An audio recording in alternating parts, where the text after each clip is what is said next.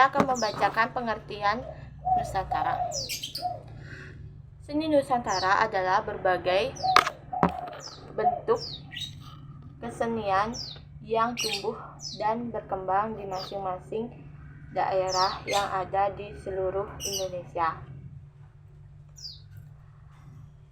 Yang kedua itu ada pengertian seni rupa Nusantara.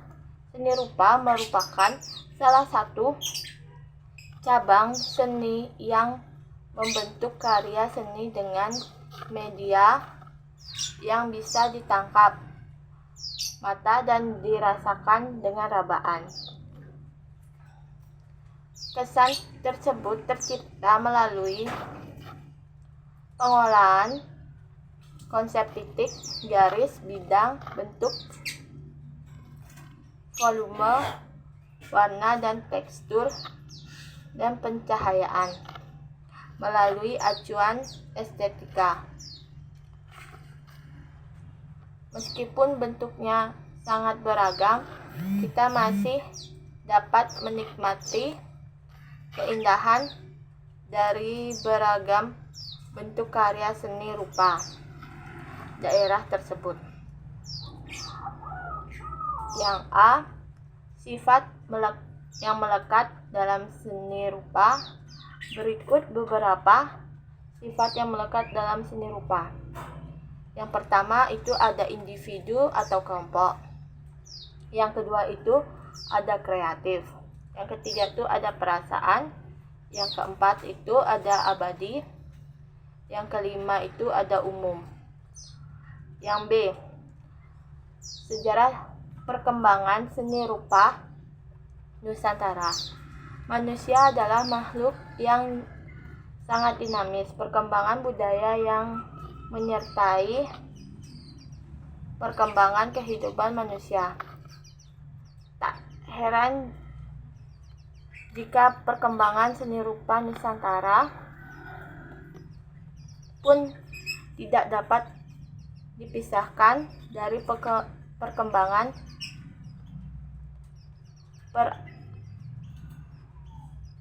peradaban bangsa Indonesia.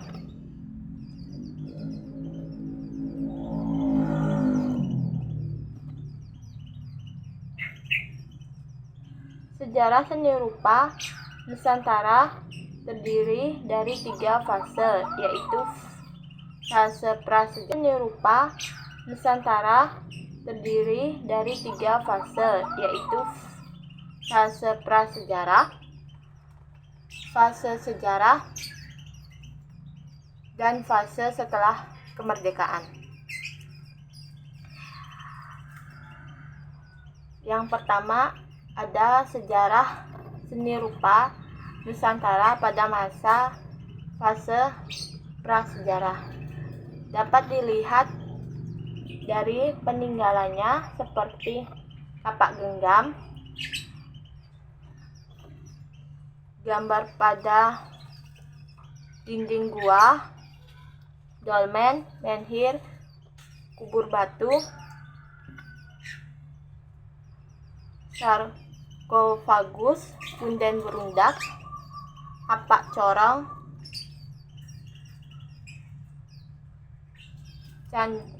candrasa, mekara, moko, dan lain.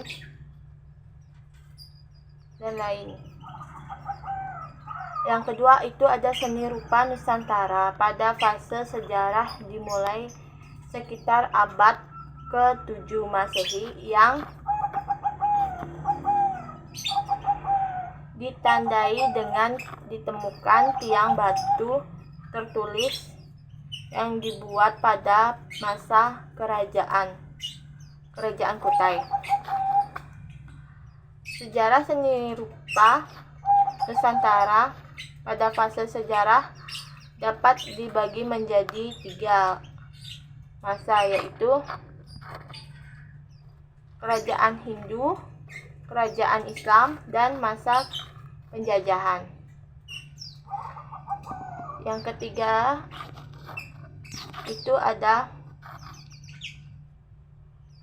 sejarah seni rupa Nusantara pada fase setelah kemerdekaan, dipengaruhi oleh adanya kebangsaan dalam mengeluarkan pendapat,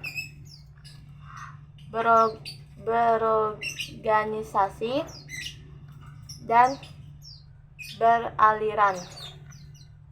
Banyak sekali pelukis yang hidup pada zaman kemerdekaan.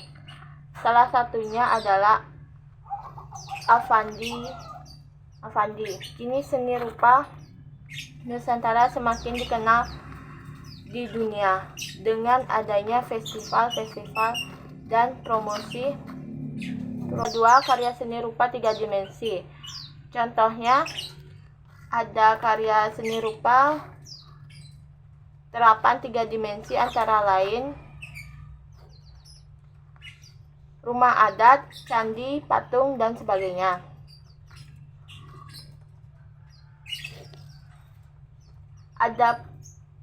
Adapun contoh dari karya seni rupa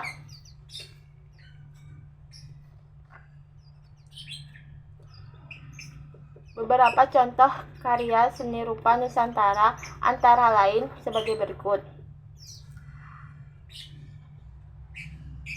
Rumah adat adalah bangunan tradisional yang berfungsi sebagai tempat tinggal. Yang kedua, patung adalah seni pahat dan ukiran berbentuk 3 dimensi yang biasanya menggunakan media batu dan kayu. Anyaman adalah kerajinan yang dibuat dengan cara susup menyusup dan silang menyilang antara pakan dan lusing. Lukisan adalah seni 2 dimensi yang mengandung ungkapan batin penciptanya. Yang E, seni rupa Nusantara.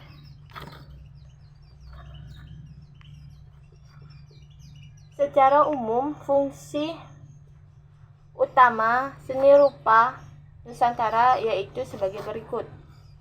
Yang pertama, fungsi praktis atau kegunaan adalah fungsi yang berkaitan dengan pemenuhan kebutuhan benda pakai atau yang bisa disebut seni rupa terapan. Yang kedua, fungsi estetis atau disebut keindahan adalah fungsi yang berkaitan dengan pemenuhan akan benda hias atau yang bisa disebut seni rupa murni. Yang F, makna seni rupa Nusantara. Tiap-tiap hasil karya seni Nusantara penuh dengan makna tersendiri. Makna yang terkandung dapat dilihat dari bentuk ukuran. Yang kedua, karya seni rupa 3 dimensi. Contohnya ada karya seni rupa terapan 3 dimensi antara lain rumah adat, candi, patung, dan sebagainya.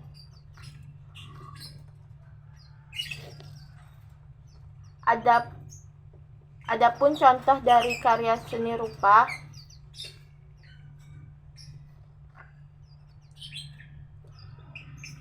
beberapa contoh karya seni rupa Nusantara antara lain sebagai berikut. Rumah adat adalah bangunan tradisional yang berfungsi sebagai tempat tinggal. Yang kedua, patung adalah seni pahat dan ukiran berbentuk 3 dimensi yang biasanya menggunakan media batu dan kayu. Anyaman adalah kerajinan yang dibuat dengan cara susup menyusup dan silang menyilang antara pakan dan lusing. Lukisan adalah seni seni dua dimensi yang mengandung ungkapan batin penciptanya. Yang E, seni rupa Nusantara.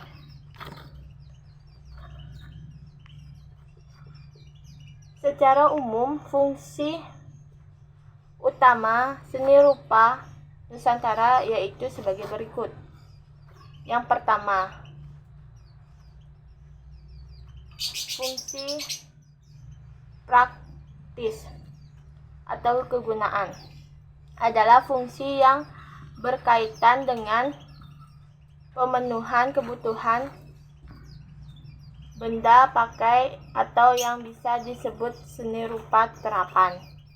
Yang kedua, fungsi estetis atau disebut keindahan adalah fungsi yang berkaitan dengan pemenuhan akan benda hias atau yang bisa disebut seni rupa murni.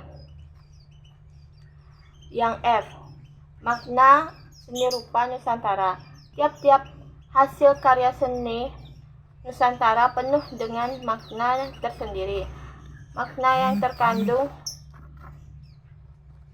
dapat dilihat dari. Baik, di sini saya akan melanjutkan materi dari Emi. G. Ragam teknik pembuatan seni rupa Nusantara. Karya seni rupa Nusantara dibuat dengan berbagai ragam teknik sesuai dengan keterampilan masyarakat di masing-masing daerah. 1. Teknik menggambar. 2. Teknik membuat patung. 3. Teknik membatik. 4. Teknik grafis, yaitu dengan mencetak.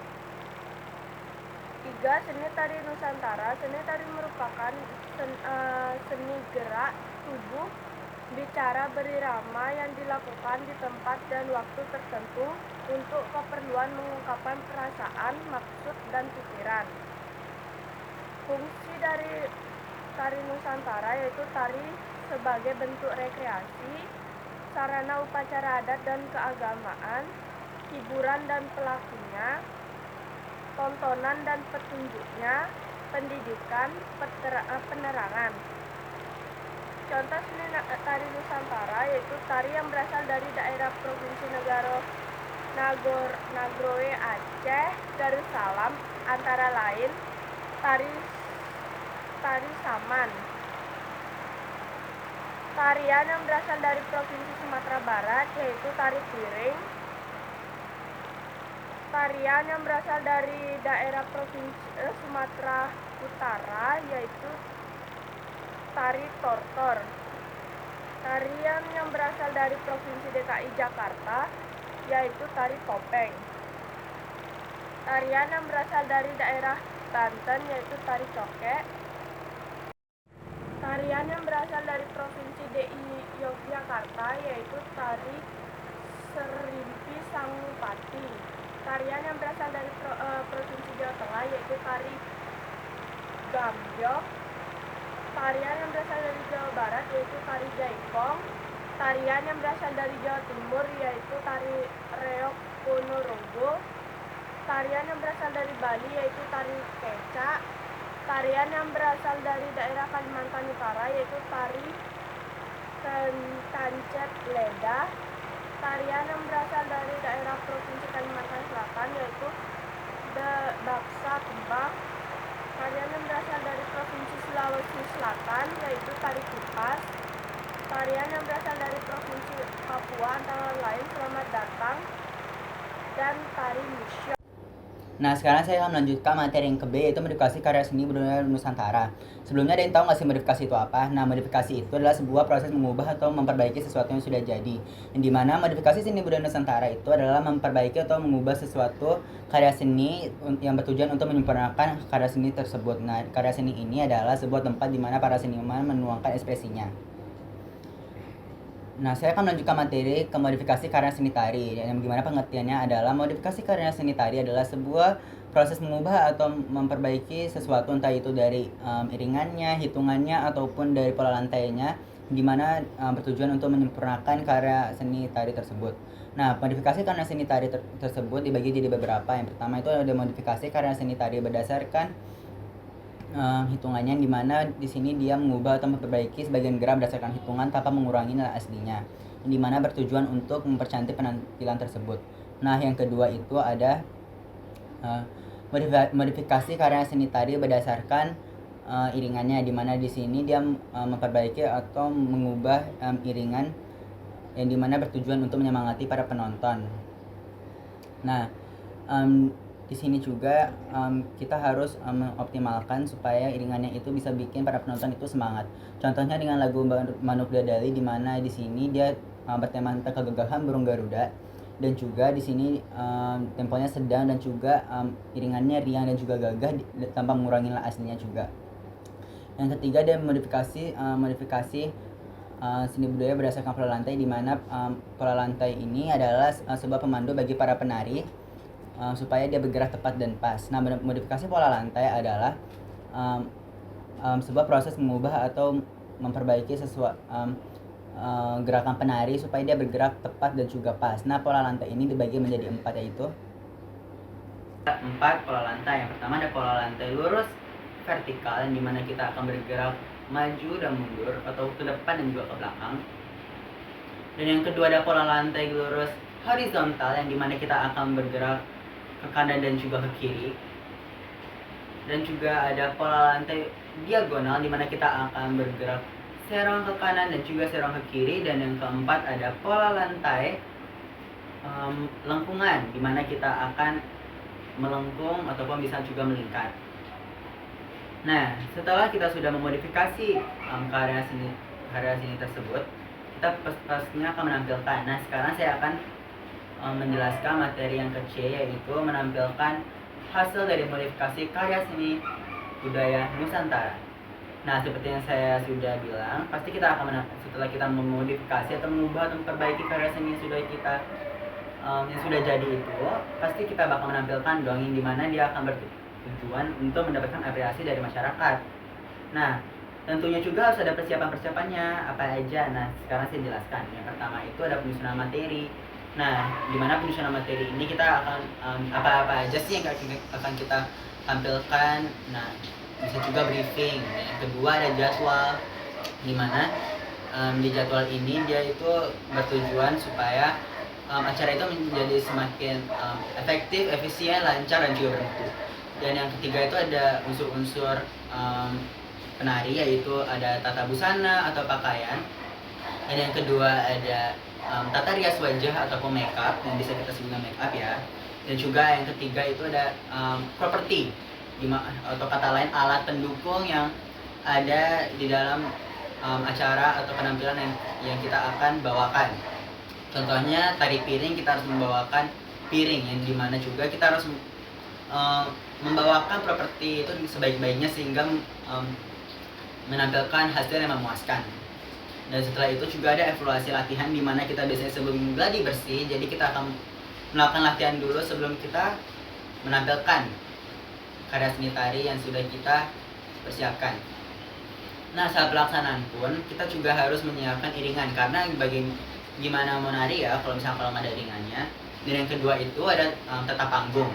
Nah, di tata panggung ini kita harus menyelesaikan formalitas penarian juga luasnya. Jika panggungnya sempit dan kecil, maka itu akan mengurangi kecantikan penampilan tersebut, yang dimana kita harus selalu optimal dengan penampilan yang akan kita tampilkan. Nah, dan setelah kita sudah menampilkan hasil modifikasi tadi kita akan melakukan evaluasi, di mana di evaluasi ini kita akan membahas tentang kekurangan dan juga kelebihan yang sudah ada di penampilan kita sebelumnya. Di mana ini tujuan, jika kita memiliki kelebihan, kita akan meningkatkan lagi di penampilan berikutnya, dan jika ada kekurangan maka kita akan memperbaiki kesalahan yang kita perbuat di penampilan sebelumnya supaya lebih bagus lagi.